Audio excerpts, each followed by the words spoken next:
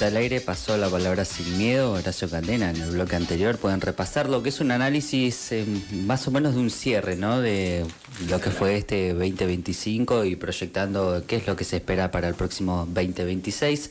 En este momento tenemos la oportunidad de, bueno, la mesa se completó, se llenó, está todos los lugares ocupados y vamos a pasar a darle la bienvenida. Vamos a ir presentando a Alejandra Reyes, doctora en Ciencias Sociales y Humanas, licenciada en Antropología. Carlos Landa se desempeña en lo que es la arqueología y la antropología biológica, y Sebastián Ávila, licenciado en Historia. ¿Está bien lo que dije? ¿Sí? ¿No? Ah, perdón, pero lo tengo así, pero, está muy bien. Pero voy a aprovechar y bueno, vamos a pasarlo limpio. Es como lo tengo.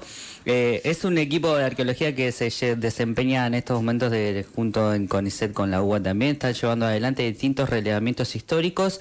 En esta oportunidad, en el reciente, en lo que es la Isla de los Estados, pero vienen de otros proyectos y no quiero ser yo quien los cuente, así que primero darles la bienvenida. ¿Cómo están? Hola, ¿cómo están? Gracias por invitarnos, la verdad que fantástico y honrado de estar acá. Decime, por favor, ¿en qué? Sí, hay una combinación de palabras. Las disciplinas tienen esas combinaciones en tándem. Nosotros somos arqueólogos. Bien. Y dentro de la arqueología nos especializamos en la arqueología histórica, es una arqueología de tiempos recientes, o sea, 100, 200, 300, 400 años del presente. Y específicamente trabajamos lo que es la temática del conflicto, la violencia y la guerra. En mi caso yo trabajé todo lo que se conoce como las campañas al desierto o la conquista del desierto en Pampa, la provincia de Buenos Aires y La Pampa, los fortines, las tolerías indígenas, los pueblos originarios. Y los tres trabajamos en campos de batalla. Con Alejandro trabajamos hace más de 20 años en Vuelta Obligado bajo el comando del director, el doctor Mariano Ramos. Y en otros más, en La Verde, que dirigí yo. Y bueno, como les decía antes, en el tema de los estudios de frontera con la doctora Alicia Tapia, que fue mi formadora.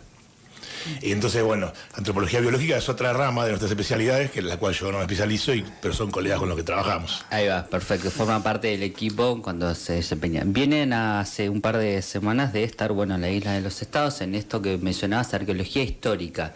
Para quien no lo sepa, ¿qué es la diferencia que hay entre decir antropología y específicamente histórica? Bien. Bueno, como estudiamos de chiquitos en el colegio, ¿no? Te dicen que hay una prehistoria y hay una historia, ¿no? Y en el caso americano, esa línea la presenta básicamente la invasión europea del continente, ¿no? Porque la mayoría de los pueblos nativos americanos eran ágrafos, no tenían escritura, excepto, bueno, todos los Mesoamérica, todo el complejo maya. Entonces, también la misma historia de las disciplinas científicas tienen un origen colonial, ¿no?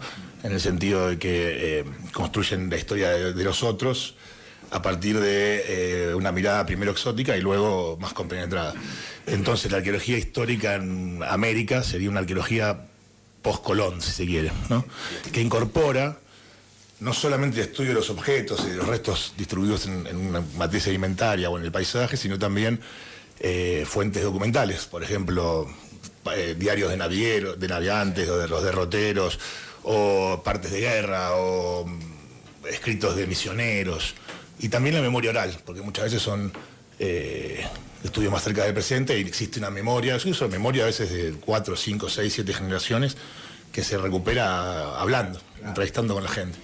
Sobre todo muchas veces que se trata temáticas vinculadas con pueblos originarios, suele haber una memoria oral muy profunda. En esta oportunidad, ¿cuál fue la búsqueda que los lleva a viajar tan lejos, ¿no? Isla de los Estados, parte de lo que es el territorio nacional, para, bueno, contarnos un poco de qué se trató? Nosotros, bueno, Carlos no lo mencionó, pero también laburamos lo que es la Guerra de Malvinas dentro de esta disciplina. Y en ese afán también de las Malvinas, con Sebastián, trabajamos la parte histórica, es decir, desde el avistamiento por los primeros navegantes, bueno, hay una discusión muy grande sobre eso, hasta el momento que en 1764 se funda la primer colonia francesa, después cómo pasa a manos de los españoles, el periodo argentino y la invasión británica. Y dentro de ese periodo, en el periodo de Luis Bernet, que era gobernador de las islas a partir del 10 de junio, de mediados del siglo XIX, encontramos una conexión muy grande con la Isla de los Estados, porque también la tenía para la explotación de madera y uso lobero.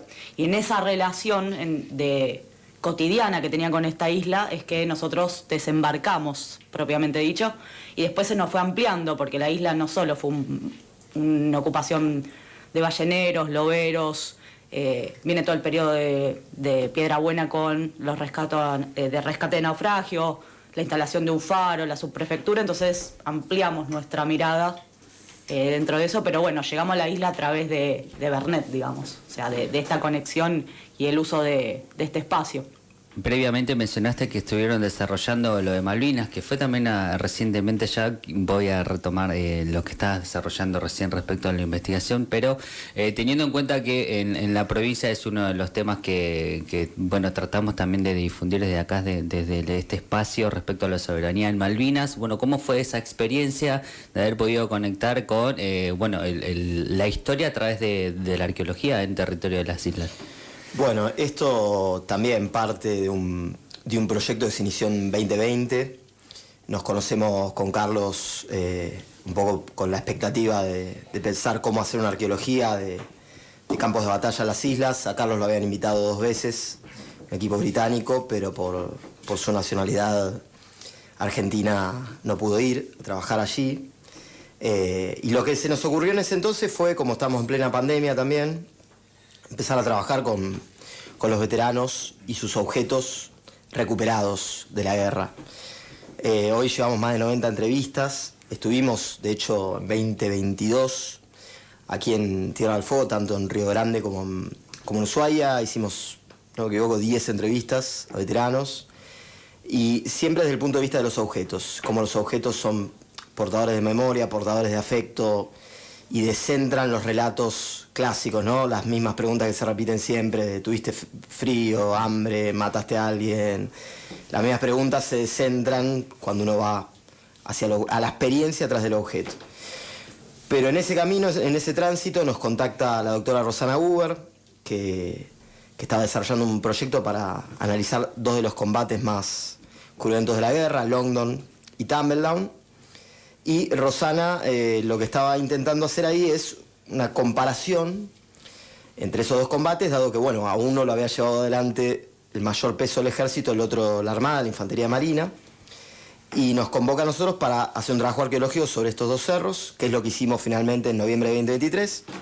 Se lo estamos resumiendo muy rápido por el tiempo de radio, pero en realidad esto llevó 2 años de preparación, muchos problemas de diverso tipo. Yo diría más problema con argentino que con británicos e isleños, lamentablemente, pero la realidad es que pudimos llevar adelante ese trabajo en 7 días de trabajo, caminando 12 kilómetros por día, relevando más de 6.000 fotos. Nos trajimos todo el Monte Longdon mapeado a través del dron y sistema de información geográfica, y hoy por hoy es un proyecto que todavía está en desarrollo. En base a la investigación que se realizó, todavía está en desarrollo la interpretación del espacio, de cómo fue la dinámica del combate, de lo que hallamos nosotros también, de cómo pudimos ir desentrañando dónde está el puesto de comando, dónde está el puesto de socorro, dónde estaban las diferentes secciones, las armas pesadas, etcétera. Y una novedad que yo creo que es la fundamental es que lo pudimos hacer junto a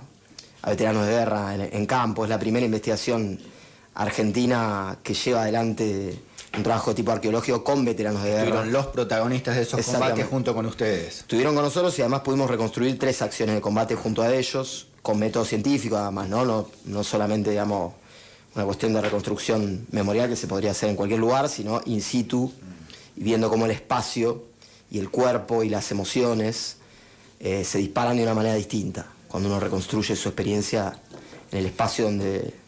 El caso de Gustavo Pedemonte, por ejemplo, que perdió 6 de sus 10 soldados, ¿no? Hay una memoria ahí muy traumática y que está muy presente. Y todavía. todo este trabajo que tienen ustedes, que están elaborando todavía después en algún momento, ¿cómo se va a difundir? Bueno, eso es lo que te decía, está todavía en proceso. Está todavía en proceso. Está todavía en proceso, hay, se están dando conferencias, ponencias, etcétera, pero la verdad que hemos traído tantos datos que... Sí. No, sí, bueno, como decía, Seba, está en proceso, pero ya hemos publicado unos artículos y se está preparando un libro a cargo de la doctora Guber, como decía Sebas, Va a salir, supongo que para principios o mitad del año que viene. Ahí está.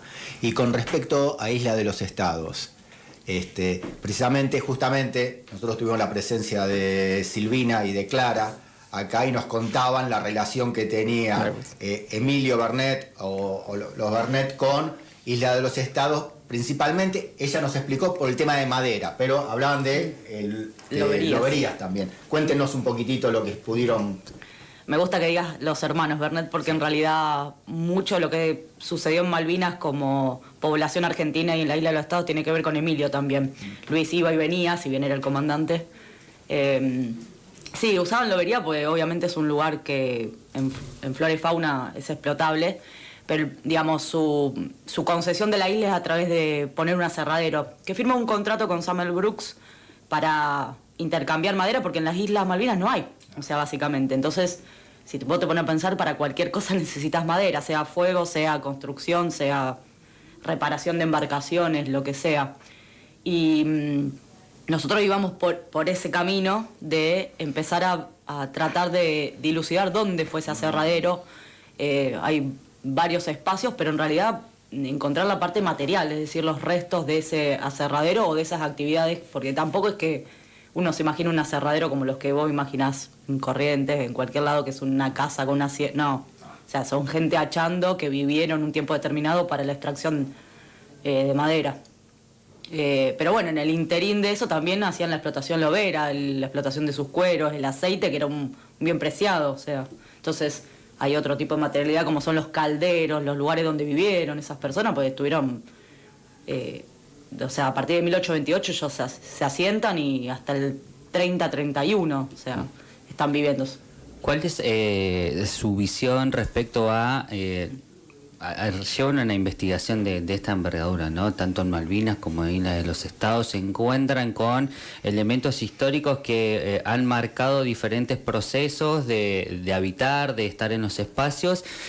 Mi pregunta va en el sentido de cuál es la visión que tienen como equipo respecto a cómo impacta en la construcción de la soberanía territorial, tener la oportunidad de vincularse con elementos históricos, ya sea o una construcción o hasta una cuchara, ¿no? De decir, bueno, esto estuvo en este momento marcando y trazando un momento en el que la soberanía territorial se hacía presente en lugares como estos. Es interesante lo que planteas, porque además de la interpretación histórica de cualquier vestigio que podamos encontrar, además de eso somos un equipo que está formado en la universidad pública, en el sistema público científico argentino, hoy bajo ataque. Entonces como que para nosotros se cierran muchos pliegues en esta investigación. También en Malvinas, ¿no? Pero en este caso en particular, en Isla de los Estados, que hay que decirlo, ustedes quizás están muy familiarizados con este territorio, pero cuando nosotros, allá lejos, en Buenos Aires, le contamos a alguien y le decimos, vamos a la Isla de los Estados, el 99% de la gente nos dice, ¿dónde está eso? Y es raro, porque uno dice, che, pero después pones cualquier canal de Twitch, de lo que sea, se llena la boca con la soberanía. La soberanía no tiene ni idea ni siquiera del territorio del que supuestamente quieren defender. Entonces, desde el punto de vista de los resultados después de la investigación, yo creo que también es interesante porque a la vez hay como una especie de pedagogía del territorio nacional. Que uno en principio de esto, ¿no? Dice, bueno, está bien, yo antes de esto tampoco era experto pero casualmente, esto que contaba Alejandra recién, casualmente Malvinas forma parte de ese mundo conectado a través del mar, no solamente con Isla de los Estados, también con las Georgias, etc. Entonces, de ahí, obviamente, a la investigación in situ y a lo que nosotros hemos podido relevar estos días, yo creo que hay una conexión muy fuerte, sobre todo pensando que esa soberanía, si bien nosotros lo que tenemos a primera mano son las grandes figuras, ¿no? Bernet, Piedrabuena, Emilio Bernet, María Sáez, etcétera. También hubo un montón de gente ahí trabajando que ni siquiera sabemos sus nombres, ¿no? Y es algo que es muy interesante. ¿No? Claro, muy interesante porque un poco el déficit que tienen los documentos es que siempre los escriben quienes tienen el poder de escribir, ¿no? La presencia en ese momento. Exactamente. Entonces, ahí también estamos nosotros metiendo manos, si se quiere, sobre la historia de las clases populares, claro. que también es otro problema, ¿no? De Argentina, que siempre estamos pensando en los grandes líderes y grandes figuras y nos olvidamos un poco de los que pusieron las piedras que vimos nosotros Sí. y armaron esa estructura y se bancaron el frío. No, me parece que la soberanía en el fondo no deja de ser eso. Después el otro va, vuelve, hace negocios, Sí. qué sé yo. De la gente común como nosotros, Claro. básicamente. No, el que estuvo el día a día, ¿no? Claro, y que nadie va a contar su historia en los libros, digamos. Exactamente. O sea, Y capaz lo interesante de resaltar con respecto a la soberanía es que la soberanía es presencia.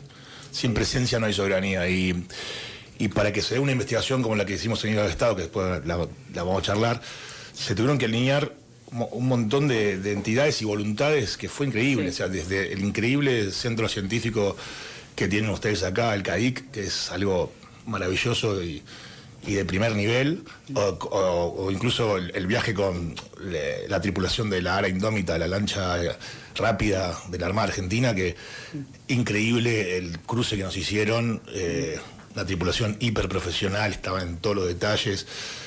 Un lujo, la verdad que para mí fue una experiencia increíble. A nivel logística, cómo está preparado, Claro, sí. ¿no? Sí, agradecerles. Sí, agradecerles muy gratamente. muchísimo porque nos hicieron pasar una jornada que es cruzar el estrecho del Lemer.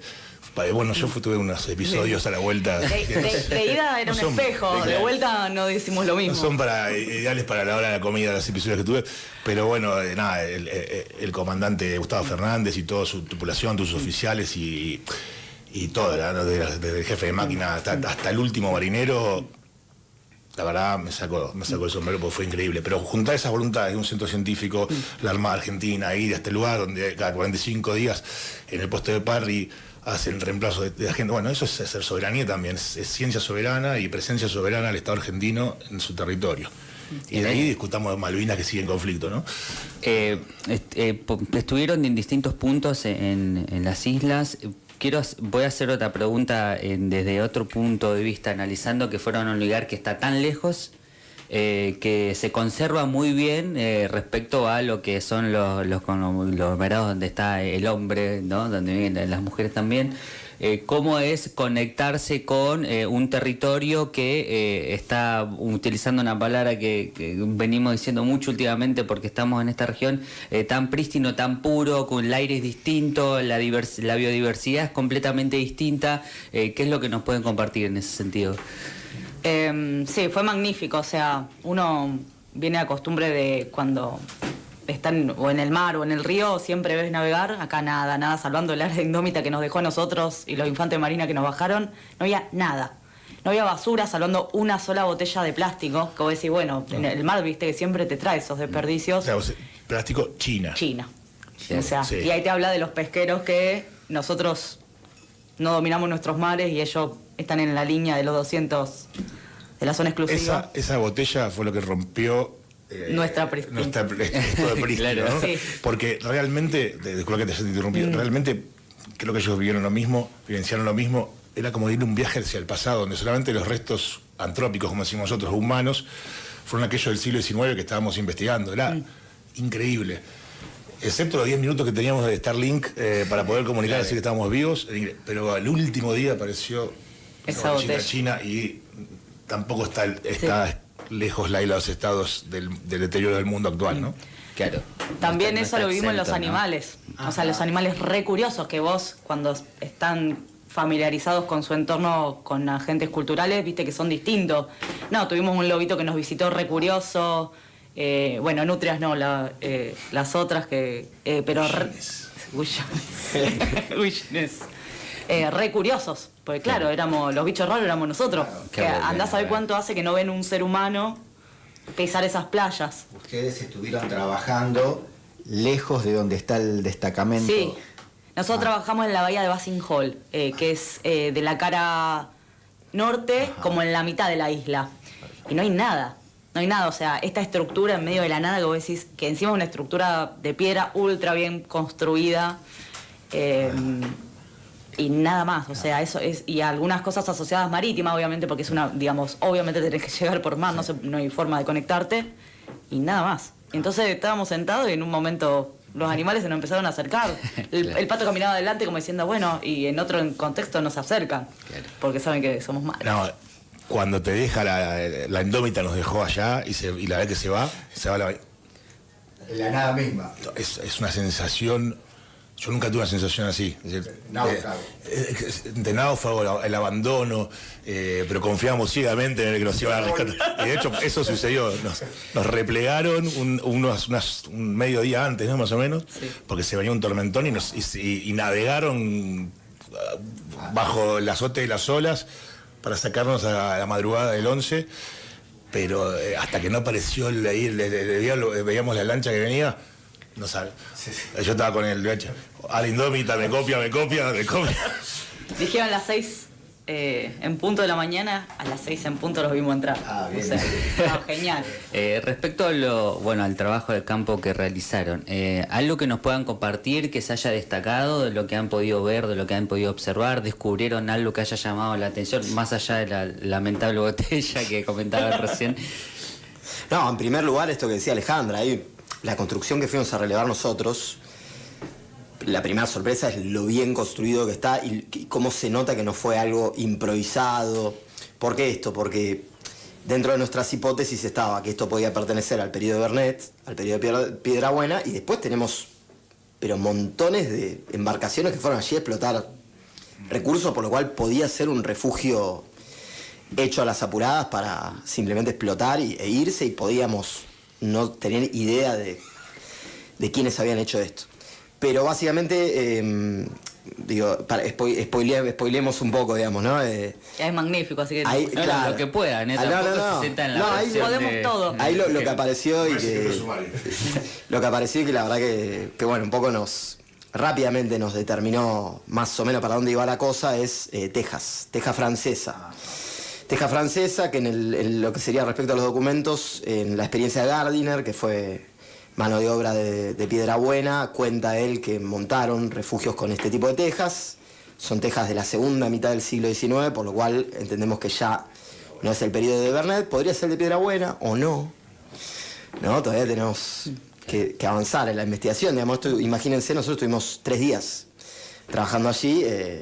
14 horas diarias. 14 horas diarias, una investigación arqueológica lleva, acaba de decir Carlos, 20 años. Claro. Entonces, lo nuestro fue simplemente, poder sondear esta estructura, poder conocer mínimamente, pero en conclusión sí pudimos determinar sus medidas, sus formas. En cuanto a sus formas constructivas, claramente hay todo un desarrollo de la técnica de cómo utilizar estas piedras, que además no son piedras que extrajeron de las playas, sino las tuvieron que haber traído de otros lugares. Hay toda una intención de instalarse allí, no sabemos por cuánto tiempo, pero claramente no fue algo improvisado que dijeron, juntame a ver de la playa, tráeme... Súper bien construida. De esa escala de sitio, de esa estructura, uno puede empezar a inferir una logística a una escala más amplia, a una escala marítima. De hecho, también en la única playa donde encontramos restos náuticos fue en la que está esta casita, esta estructura. 2 preguntas. Una tiene que ver con el desarrollo de una investigación, como decía, algunas llevan 20 años. ¿Ustedes ya tienen planificado volver a Isla de los Estados? Y otra pregunta más. Ante esta situación nacional que decías vos, de desfinanciamiento de la ciencia, la investigación, ¿cómo ven estos planes? Por lo segundo, difícil, muy difícil. Los 3 somos de CONICET, estamos bajo ataque, todos nuestros presupuestos han sido dados de baja.